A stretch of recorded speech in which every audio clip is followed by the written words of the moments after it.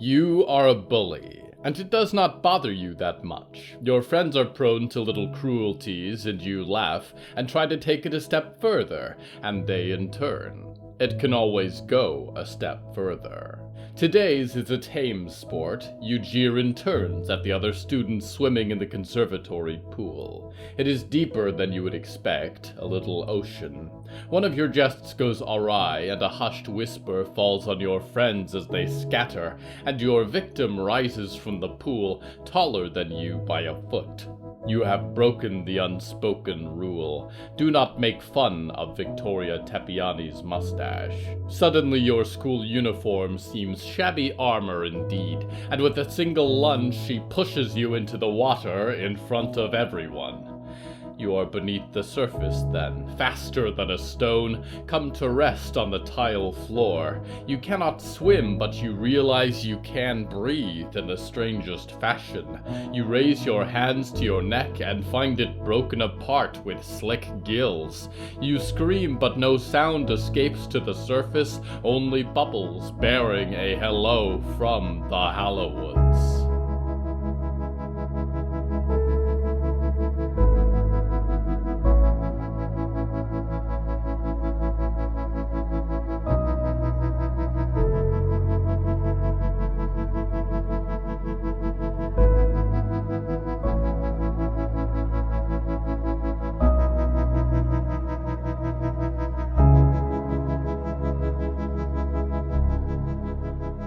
Right now, I am surrounded by stupid creatures. Their glassy eyes stare uncomprehending at the surface of the world above them, and their mouths hang open in numb-lipped bewilderment.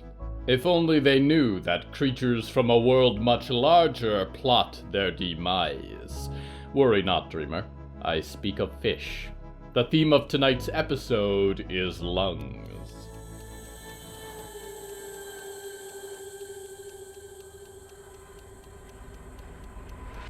Arnold Eggers had discovered that if you itched for long enough, eventually life was all itch, and you stopped noticing.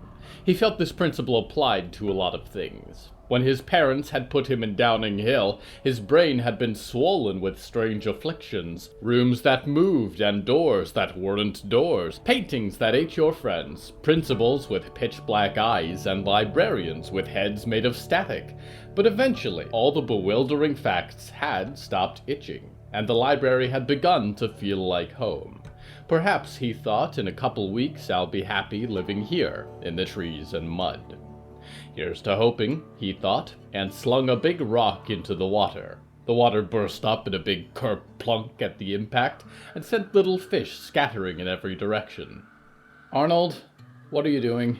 Victoria said, looking up. "I thought I'd get a fish," Arnold said. "I missed, though." "You're only scaring them away," Victoria grunted, and produced the work of the last half hour, a stick with a string pulled from one of her skirts tied to the end. A little piece of metal dangled at the end, bent in a rough loop. "What's that?" Arnold said. "It's a fishing rod," Victoria said, thrusting it in his hands. "I don't know if it'll work, but it's better than a rock. Find a worm or something for bait." How do I use it?" Arnold said. Victoria sighed. "You've never been fishing," Victoria said, pulling a second stick from the forest undergrowth. "Never had nobody to teach me," Arnold said, and swung the stick around in the air like a sword. Immediately the hook was tangled on its string. "And I hate water stuff. Why'd it have to be me?" "Because Clara knows how to forage, and Friday is her new buddy-buddy," Victoria said, pulling another long thread out from the embroidered roses in her skirt, and retrieving a second pin from her hair. "And Harrow is safest at the camp, working on the shelter." "I could have worked on the shelter," Arnold grumbled. "I've seen your class projects," Victoria said. "Did you find bait?" Arnold looked around the mud bank beneath his galoshes, but did not find a worm, so he got down on his knees to better inspect. A little spider with striped legs went skittering away from him, and he jumped, almost fell in the water, splashed his hand. He hid it behind him immediately as Victoria looked up at him and raised a disappointed eyebrow. He smiled back at her, and she shook her head and went back to bending her hairpin. He turned away and inspected his hand discreetly.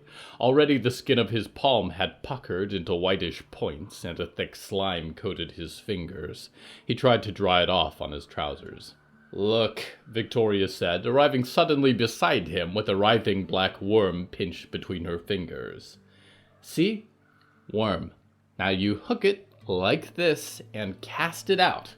The string did not allow for much reach, and Victoria squatted on the shoreline, the toes of her boots in the water, holding the stick out over the surface of the lake. The worm twisted beneath the sheen of the sunlight on the water.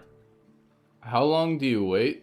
Arnold said, stepping away from the water and glancing at his hand to make sure the weird spots had disappeared again. He turned his attention back to the mud. If I were a worm, where would I be, he thought.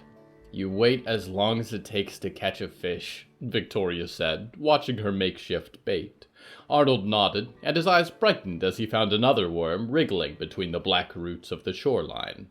He picked it up, cupped it in his hands, oddly dry and moist at the same time. He was getting the hang of this. Then there was a kerplunk. "I thought you said no rocks," he said, and turned to find Victoria was gone, and her fishing stick floated on the rippling surface of the lake. The worm fell out of Arnold's hands. "Victoria?" he called. She did not resurface. He looked behind him to the forest. Could he find his way back?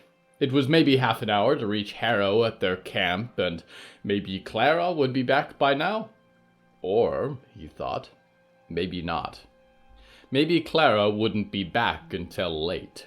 Maybe they'd all come to the lake together after dark, and they'd only be able to look at the empty water where Victoria had tried to show him how to fish, and they'd all look at Arnold and say, "Why didn't you do anything?" Arnold looked back to the lake with wide eyes, his heart pounding. "I'm coming," he tried to say, although it came out as more of a nervous croak. He put one foot ahead of the other, watched the hungry black water grow larger with each step. It made fun of him, laughed as it sparkled in the sun. There was a burst of bubbles exploding from the surface of the lake like rocks thrown from below.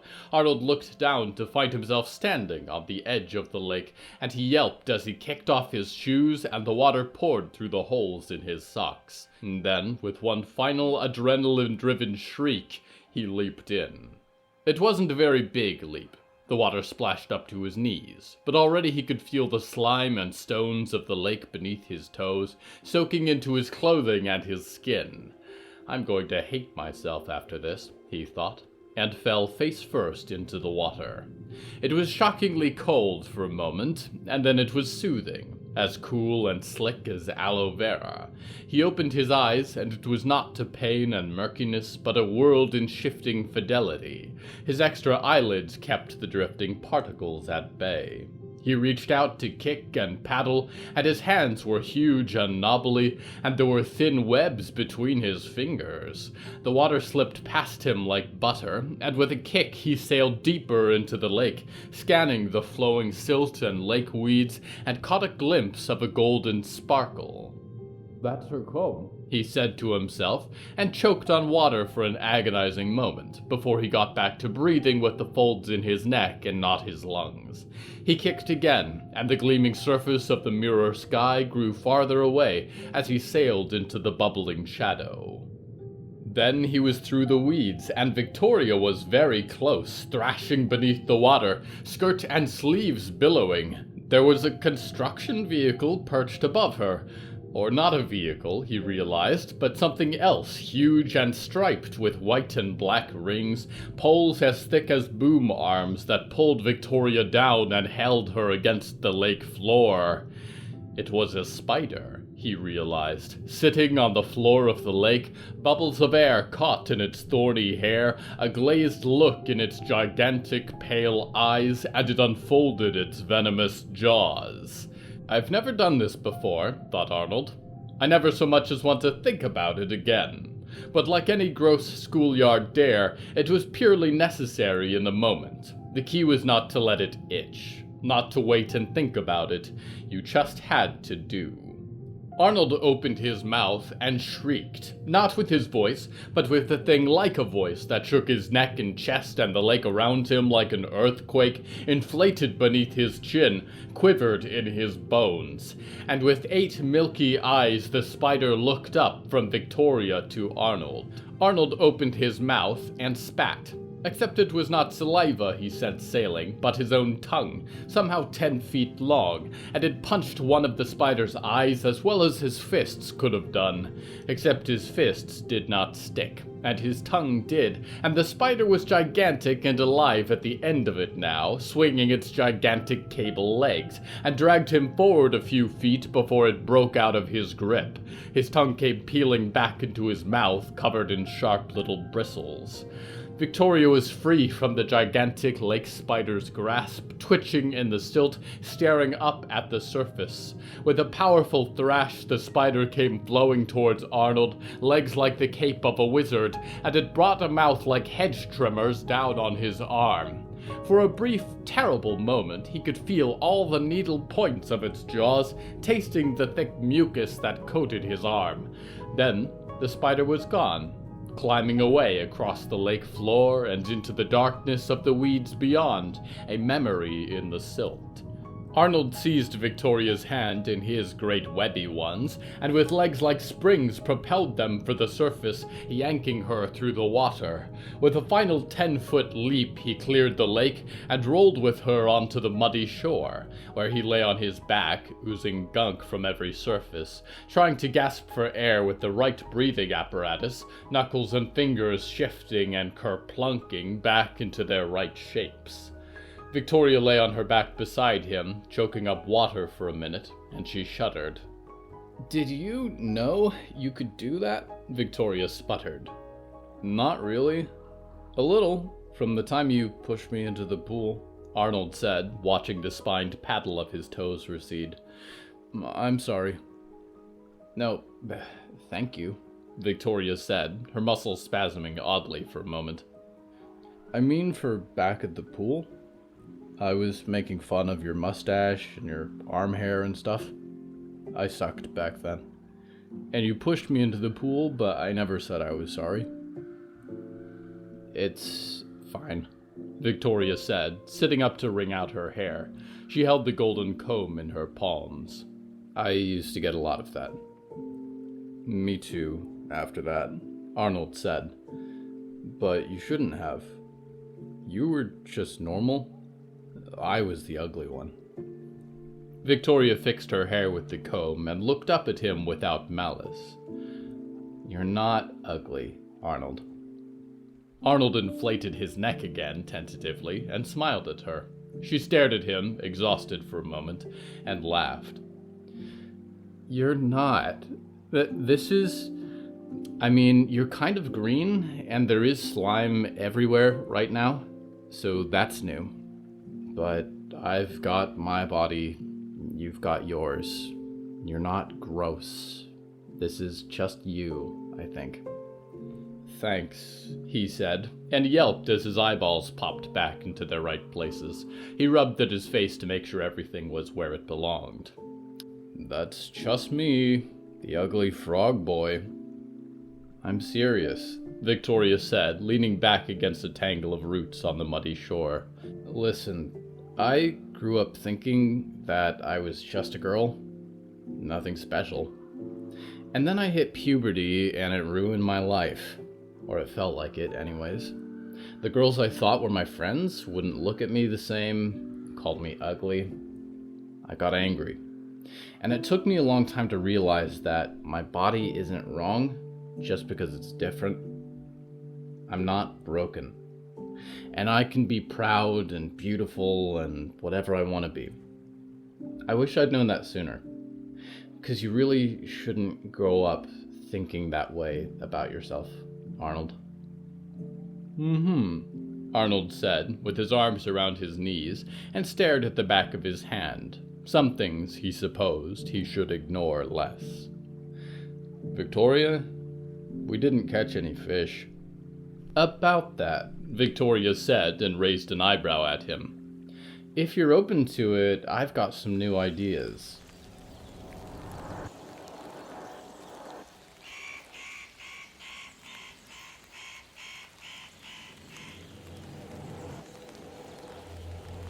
You will hear him first. Those long, deep breaths that echo like clockwork, air passing mechanical through his exposed nostrils, whistles through bared teeth.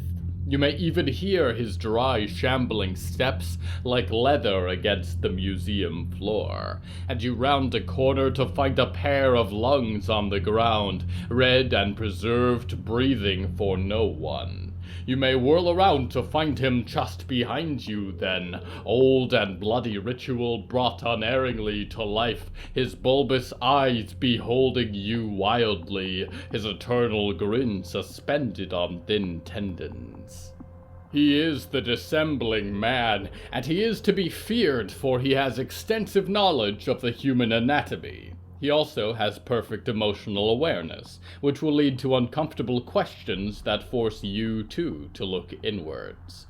Worry not, dreamer, for you are unlikely to encounter him unless you visit the Museum of Broken Promises, where he guides the Great Destroyer on its ever-wandering paths through this universe. We go now to one who has just learned how to breathe.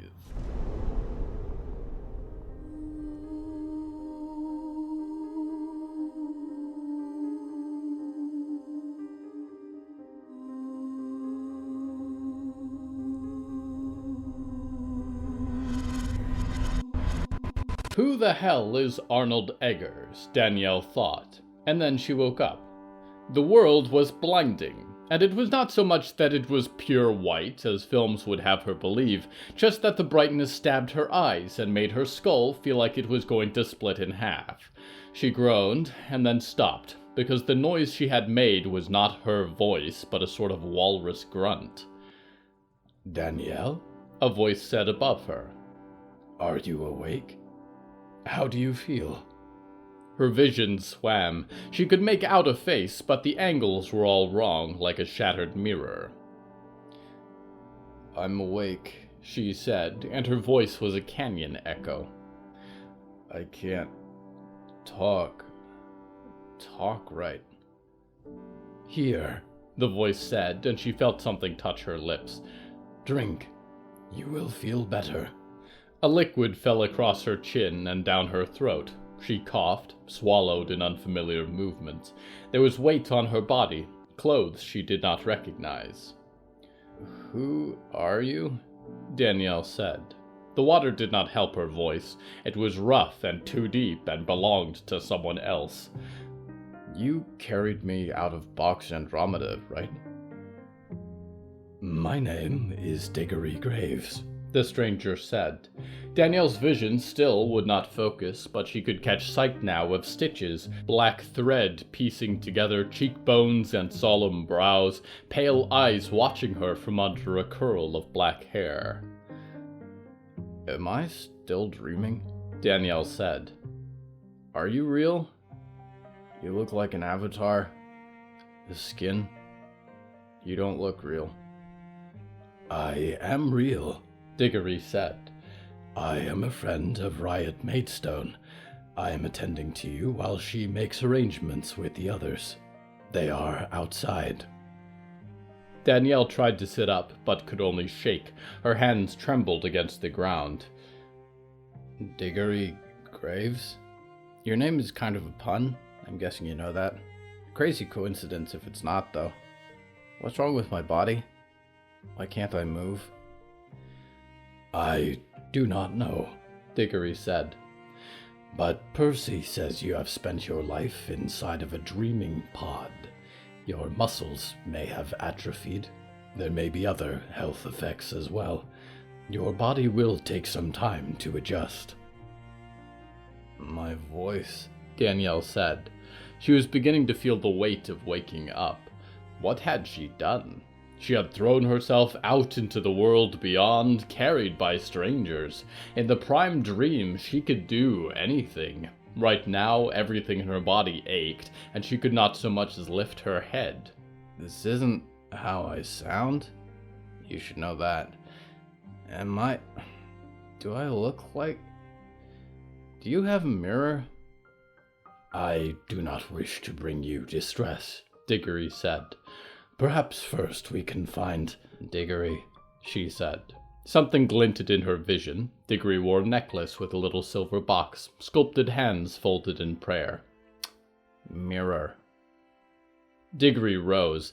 God, were they really that tall, or was that still her screwy vision? And was gone for a moment. The ceiling wavered in and out of focus for her, but she could make out a skylight. It was the RV from Riot's dreams, and she lay on the floor. Trails of sunlight shone through some of the windows, darkness outside of the others. Distant voices talked from somewhere beyond her hearing. Diggory returned a moment later with a small mirror from the bathroom. "Shall we try and sit you up?" Diggory said. Danielle pulled again, tried to gather her heavy body together, but it would not respond to her call.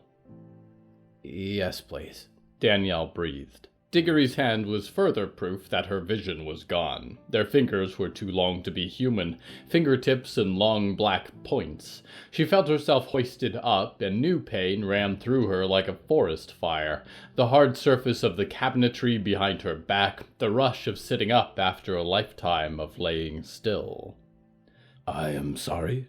Did I hurt you?" Diggory said. Danielle could not respond, felt the pressure on her lungs shift, just tried to breathe and not let the stars overwhelm her eyes. When her vision returned, she was looking at the face of a stranger, but the eyes moved when hers did. The mouth opened as she spoke. "That's not what I look like," she said. Danielle of the Prime Dream was blonde and feminine and glowing. Danielle in the mirror had a scraggly dark beard and long matted hair and a face that was lumpy and unforgiving. Around her shoulders was a dirty leather jacket with spikes on the shoulders. She wore baggy pants that only went to her shins and a band t-shirt beneath it. "Stop," she whispered, just to see if it would work, if this was all some nightmare, if Botko had finally caught up with her, if she was still dreaming. The universe did not peel away. There was no escaping now, and that scared her more than anything. Her heart raced so fast she thought it would erupt from her chest. She tried desperately to calm down. "I am sure this is difficult," Diggory said, taking the mirror away. "I did not enjoy my reflection when I first beheld myself in dark lakes when the water was still. But I have come to appreciate some things and change others. If there is anything we can do to make you happier with your appearance before you meet the others, let us know. Percy is a skilled hairdresser." "I'd like that," Danielle said. Her eyes burned, and tears dripped down her face. She could not raise her hands yet to remove them. "Who's Percy?" There was an object then that caught her eye, and it moved from Diggory's pocket and hovered in the air. A little pair of silver sewing scissors, shaped like a heron. A whisper of a hand held them, and Danielle wondered for a moment if her vision had failed her entirely. A boy's reflection floated in the air, smiling gently. "I'm your resident hairdresser," Percy said. "What would you like?" "Don't worry, I've taken classes." Look at you, alone out there. Look at how far you've come.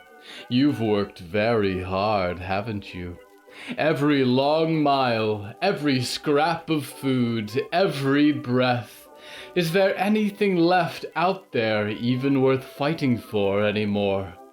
We at Botco believe there is. That's why we're committed to sustainable energy practices by 2100 and paving the path to a cleaner, more livable world. It's why we're committed to exploring the universe in search of humanity's new home. It's why we're committed to preserving our most precious natural resource, you. But it's not your responsibility. You deserve a peaceful, happy life. It's not for you to try and solve humanity's problems. It's for us. That's why we welcome you to join your local dreaming box. We take care of everything else. Your transport, integration, and interment is completed in just a few easy steps. Once you're inside, you'll be living the best life you have left. Meanwhile, it will supply you with crisp, clean air, healthy nutrients, and carefully filtered water via our feeding tubes. Your home, health, and happiness is our priority. Let us be honest. There is no escape from the world that the Botulus Corporation has made, unless it is to a new world that they could also make a profit from. What lies on Earth is safe from profiteers for now, although I expect the business departments at Botco are doing their best. I would make them rue the day, Dreamer, if they tried to monetize what grows in these darkening woods now. More than they already have, at least. We return now to Danielle O'Hara. The ghost was good with scissors. Danielle wondered how normal the two beings orbiting around her really were, not in a personal sense, but in a world sense. Were ghosts just a fact of life she'd never heard mentioned in the old memories? Were the mad scientist creations of old films simply reflections of an accepted truth? She wasn't sure now. But then again, her life had been strange until that point, and if her grandma Laura was to be believed, strange ran in their family in particular. And yet, unerringly real were the silver scissors snipping close by her immobile head, and Diggory's cold razor-blade fingers dragging soap and water and hair from her skin. Her face was still strange when she looked again in the little mirror, but at least smooth, and she had bangs that were roughly even, and her hair laid a little more evenly across her shoulders. "What do you think?" whispered the ghost. "I wish I had conditioner. Diggory, do you think they make curling irons in silver?" "I will keep an eye out, just in case," Diggory said. Their eyes were mismatched, Danielle thought. Their glazed pupils pointed in slightly different directions. "I think this is as good as it gets," Danielle said. "Are you wearing contact lenses?" "No, they're just dead," said Percy. "But not a ghost," Danielle said. "Not yet," Diggory said. "I wonder if I could become a ghost." "Frankly, you're taking the whole ghost thing better than most people do," Percy said. "I'll be honest, my frame of reference for normal right now is completely screwed up," Danielle said. "But if you're supposed to be scary, I can get all hysterical later. Is Riot here? Is Valerie? Can I meet her?" "Certainly," Diggory said, glancing towards the door of the RV and down to Danielle's wooden legs. "Are you able to stand?" Danielle tried once more, pressed her palms against the ground, pushed it with her fingers. Her forearms ached from the tension and effort, but she could not rise. "Yeah, I think I'll need a little help if that's okay," Danielle said. "We've met someone named Milo who had this big plant monster that helped him get around," Percy said, as Diggory put arms around Danielle and lifted her. "I wish we had one of those for you." "That sounds even worse than this," Danielle said, trying to breathe again as a new wave of confusion overwhelmed her vision. Her head felt like it was inflated with helium. With an unceremonious turn, Diggory carried Danielle like a porcelain doll through the door, and it was open to the world beyond, and Danielle felt the wind rush on her face, head against Diggory's chest for support as they bore her into the outdoors. The world was even brighter, blinding to look at and disorientingly huge. Her dreams were always so narrow in focus, but she got the impression that there was an entire world, expansive and radically alive, stretching out in every direction. Diggory carried her out of the garage where they were parked, and trees and mountains spread in every direction beyond beneath a dim, cloud-filled sky. "Why are you crying?" Diggory whispered. "I can't believe I'm really here," Danielle said. "It feels like my first day being alive." Diggory set her down gently, leaned up against the garage wall. Her feet seemed too far away to be useful, but grass and wet dandelions lined the cracks in the concrete lot and felt cool and green on her legs. She could make out a road in the distance stretching on, and trees that shook in the breeze. The The voices of others were louder now, and Diggory stepped away from her side, went to knock on a door somewhere out of her view. "What do you think?" Percy said, a whisper of a boy beside her. "Was it worth leaving?" "Yeah," Danielle said, and managed to twitch her foot in the grass. "I definitely thought, big field full of flowers or something would be my first moments. But a broken driveway outside of a broken garage is real. It's real." "Hey," a voice called, a little higher in pitch than she'd expected, but still familiar. "Welcome back to the land of the living," which is California, apparently. A face came into her view as Riot knelt down beside her. She had a vest covered in buttons and studs, and although she was more tired and grimy than her reflection in the dreams, Danielle could see the resemblance. "Thanks," Danielle grunted. "Bad news, I can't walk. Diggory is helping me out a little, though. We're not quite safe yet," Riot said. "We'll have to pack up and keep moving soon because Botco could pretty much show up any minute with more drones. And then we can see if we can help with the walking and get everything sorted out. But before all that, thank you.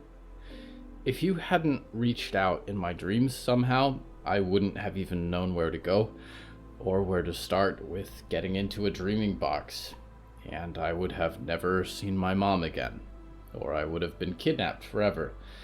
So thank you, Danielle. Thank you so much." "About that," Danielle said, "I didn't want to put, too much on you during our talks, because I was never sure how much you'd remember, but there's someone watching you. He told me where to find you, kind of. How to talk to you that way." Riot turned pale and leaned in close. "Danielle, what are you doing?" "Is he with Botco?" Riot whispered. "I don't think so," Danielle said. "I really don't think so." "Danielle, change topics. Now." "What's his name?" Riot said. "Watching me how?" "Don't you dare." "I don't know about the watching," Danielle said. "How it works exactly. But his name is Nick." "Practically 3 breaths you have had here on this free earth, Danielle, thanks to me, I might add. And this is what you use them for. You don't even know what you're doing. You're putting all of this in jeopardy. Fall asleep. Fall asleep right now so you can hear this. They can't know. None of them can know. It's why I don't speak in their dreams. It's why I dance in circles around the Hallowoods and the regions beyond. To know would be to break everything. People never act the same when they know they're being watched, Danielle. You purveyor of the prime dream, peeking in on 1,000 private nightmares, would know that better than anyone. We are both watchers, you and I expected more confidence from you." Breathe, Nicky Nick, breathe. Riot knows a Nick has been watching her mysteriously. That is all she knows. You can work with that. That's not going to derail anything important, most likely. We go now to someone who is dying.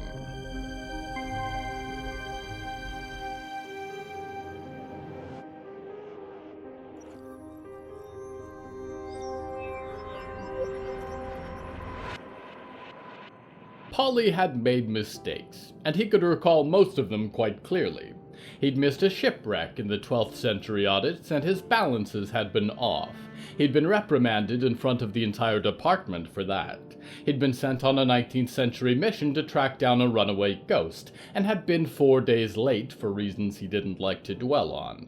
But now, in the 21st century, he was underwater, and he'd made maybe the biggest mistake of his life. He relied on breath less than humans did, perhaps, but he tumbled limp in the torrent around him, and could only see shadow. The water was colder than ice, seeping into his wounds and his bones, quenching the fire that burned in his physical form. He was a flaming sword tossed into the ocean, and he could not even scream, could not get his bearings, could not muster the flame to heal himself. He was burnt out, and all his reservoirs were gone, and he felt like the embers of his mind were growing dim. He collided with something huge and sharp, a reef of decomposing fast food franchises, blanketed in all the debris of the world, fish scattering in every direction. The water dragged him across the concrete, and he suspected his jacket was quite ruined. A shame, he thought. I'd prefer to die well dressed. Something hit him from behind then, a fist pulling on his shirt collar, and he was rising for a long moment.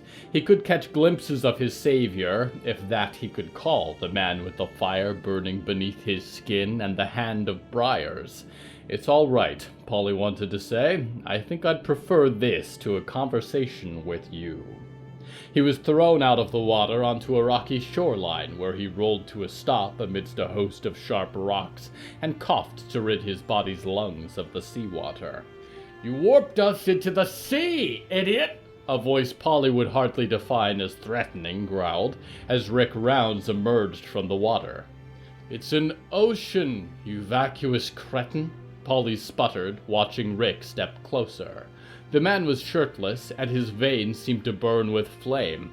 One eye glowed orange and the other green, and Polly could not move, partially due to his tottering on the verge of life, but also an appropriate horror for the walking mistake he was witnessing.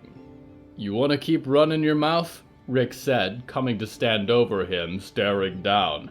His arm of thorny vines contracted and writhed of its own accord. "I thought I deserved at least a proper auditor," Polly mused and smiled. "Who was it that dealt you in? Was it Tiff? It has to have been Tiff. That old reptile." A kick landed against Polly's head, cracked it against the rocks. His vision swam and was all fuzzy. He thought he'd gotten used to pain by now, but this was purely dazzling. "All right," Polly grunted, and tried to sit up as much as he could. A muddy boot came to rest in the center of his good shirt. His jacket was nowhere to be found. "You're going to kill me, I imagine. Can I ask you to make it quick? I expect there's a small crowd waiting for my corporal punishment once I make it back." The boot clamped down hard, crushed the air from his chest, and he choked. Rick stooped above him, light flickering in his cold blue eyes. "Kill you?" he said. "Sure. I guess that's in my job description. But I'm not in a rush. I want it back." Polly tried to get any air back and could not manage more than a gasp. The boot fell back. Polly coughed and pushed the hair away from his face. "You want what back? The cane?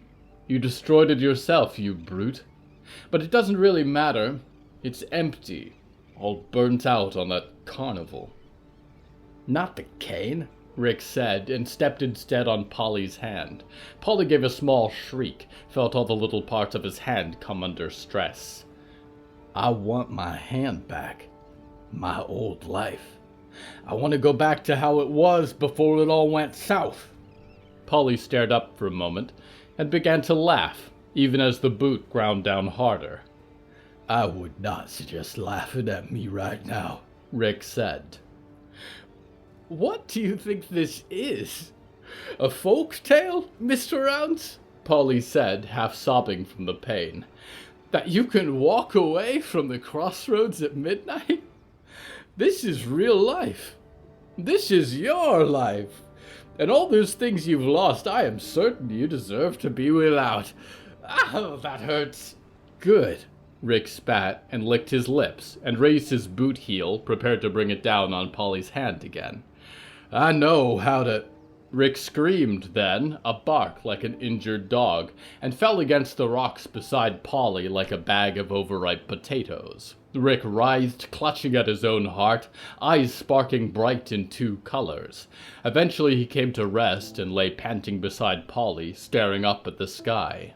"Do you even know what's wrong with you?" Polly said, and pulled his broken hand to his chest. He didn't have the fire to fix it right now. All that he had was burning internally, trying to keep a few coals alive, patch up the worst of the hemorrhaging. Shut up, Rick breathed. His hand of thorns twitched as if playing a melody on some unseen instrument. Did he tell you what it will do to you? Polly continued. Tiff? He's notorious with the bargains. Tell me you read the paperwork? What are you talking about? Rick said, looking over. You're going to die, Polly said. I was already dead, Rick muttered. It would have been smarter to stay that way, Polly said, and rolled up his sleeve, found a button missing on one side.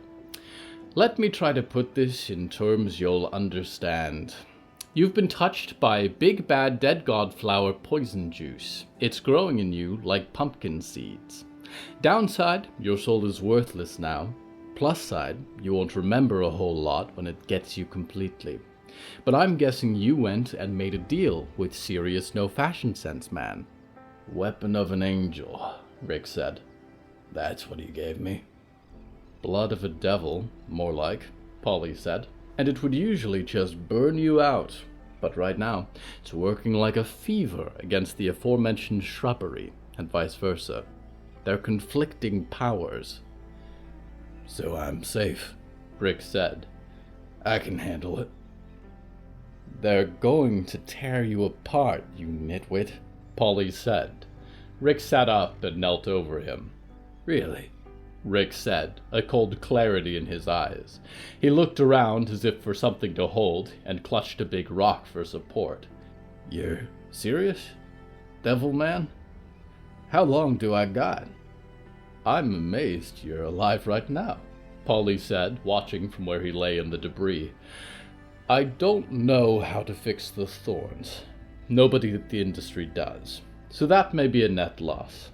But you'll have a little time, and it won't be painful. Not like the fire. I can take that out of you. You won't suffer. Mighty generous of you, Rick said. Why do you care so much about what happens to me? Because I have a family out there, Polly said, and felt a little light burn over his forehead. No horns right now, he thought. Keep me alive first and foremost. And I need to get back to them. Rick smiled, and Polly frowned. It was not a pleasant sight. Yeah, 'cause devils always tell the truth. Ain't that right? Rick grinned. I bet you do. And then he brought the rock down on Polly's arm, and Polly screamed as the flaming bones cracked apart like fireplace embers.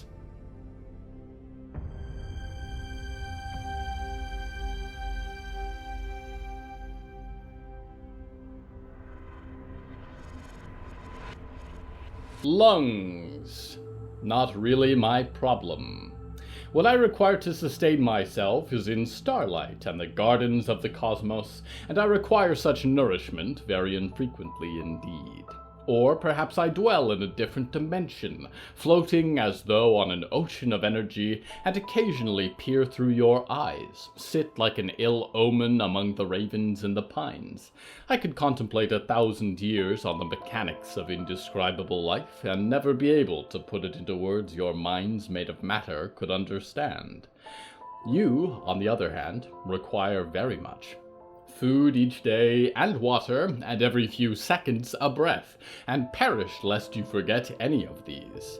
These are things I do not miss about having a physical form, which I have taken up rarely. I recommend you look after them, though, and continue to breathe, as long as it takes to get through this. Keep breathing, dreamer, as will I. Regardless of what the end of our story brings, you will at least not be alone. Until we turn the last page and breathe no more, I am your loyal host, Nickignick, waiting respiratorially for your return to the Hallowoods.